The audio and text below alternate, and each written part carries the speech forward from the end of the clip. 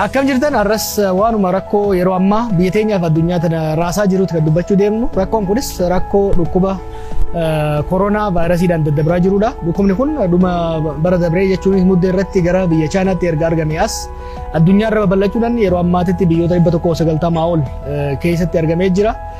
Biyyoota silaa jajjaboo ta'an diinagdee isaaniitiin caasaa mootummaa isaaniitiin hedduu jajjabaa ta'an kan Awurooppaa fi kan Ameerikaa hedduu laamsheesse amma immoo dabareensaa gara Afrikaatti dhufaa kan jiru. Biyya teenya keessattis erga argamee gara torban lamaatti kan deemaa jiru. Guyyaa guyyaan namoonni dabalataan qabaman argamaa akka jiran kan beeknu. Kanaaf uummanni keenya ammas irra deebinee akkuma kaleessa cimsinee kan itti barbaannu dhukkuba kanarraa of eeguun maatii fi eeguu akka taate, maatii fi eeguun immoo hawaasa fi eeguu akka taate yaadachiisuu barbaanna. Dhukkuba kanarraa of eeguudhaaf malli guddaan harka fi qulqulleeffachuu yeroo qufaan harka fiititti yookiin immoo raasaa irratti osoo hin taane ciqilee ofii keessatti qufa'uun barbaachisaa akka taate san bira dabreetis hanga danda'ametti hoggaa tetteenyus hoggaa deemnus hamma danda'ametti walirraa fagaannee walirraa sissiinee taa'uun deemuun hedduu fardii akka ta'ee fi hedduu barbaachisaa akka ta'e ogeeyyoonni fayyaa barsiisaa jiranii. Uummanni keenya illeen kana dhaga'ee gorsa hojjeteen hanga ammatti hubannaan gaariin akka jiru kan abdataa jirru.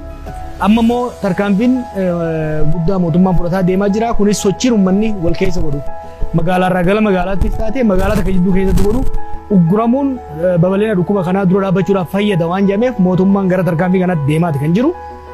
Uummanni keenya gorsa ogeeyyotaatii fi murtii mootummaan fudhatu kun dhaggeeffachuu qaba. Kan hoggaa jennu murtii mootummaan fudhatu rakkoo hin qabu jechuu miti. Biyya teenya keessatti biyya diinagdeen hedduu laafaa ta'e keessatti biyya hiyyummaan hedduu hamaa ta'e keessatti biyya namni ganama dalagatee waan galgala nyaatu ganama dalagatee ittiin jiraatu keessatti diinagdee irratti dhiibbaan dhufu hagamta nama keenya akka miidhu ni beekna jechuudha.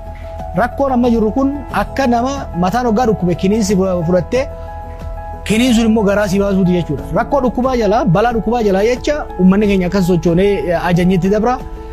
Dhukkuba jalaa bahu jeeti rakkoo hiyyummaa rakkoo beelaatiif yeroo saaxilamuu danda'u keessa jirra jechuudha. Kanaaf ollaan ollaa gargaaruu qaba. Mootummaanis saffisaan uummanni keenya hiyyeessaa balaa beelaatiif akka hin saaxilamneef nyaata qopheessee raabsuudhaaf qophaa'uu danda'uu qaba.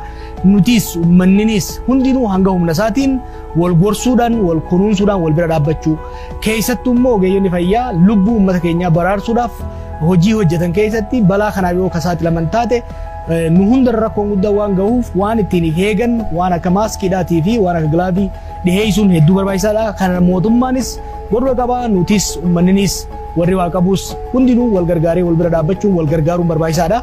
Dhumarratti rakkoo kanarra aanuudhaaf gaheen qaamota nageenyaa kan poolisaatii fi kan makalaakaa hedduu barbaachisaadha. Yeroo kana keessatti namuu qajeelfama isaanii dhaggeeffachuun baay'ee barbaachisaadha. Isaanis uummataan wal kabajanii uummataan wal dhaga'anii qajeelfama itti kennamu raawwachuu irra deemuu danda'uu qabani. Kana jechuun murtii uummanni akka sochoone gochuu san hojiitti hiikuu keessatti uummataan osoo walitti hin bu'in manguddoo biyyaatiin dargaggootaan walii tumsanii hojjechuu qaban.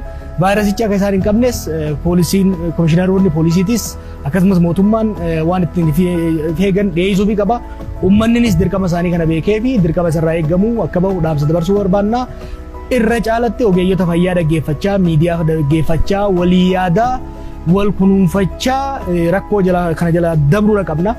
Rakkoo kana akka laayyootti yoo kalaallu taate, rakkoo kana laaffifnee yoo kalaallu taate, gaagama fayyaa dhibamuu fi du'uu bira dabree hawaasummaa keenya diinagdee keenya hedduu laamsheessee biyya teenya hiyyeetti daran kan hiyyoomsu uummata keenya hiyyeessa kana daran kan hiyyoomsu beelaaf saaxiluu danda'u akka ta'e beeknee namu mootummaarra hanga qonnaan bulaatti barataarraa hamma barsiisaatti dargaggeessarraa hanga manguddootti wal taanee waliin hojjechuun hedduu barbaachisaa danja'a.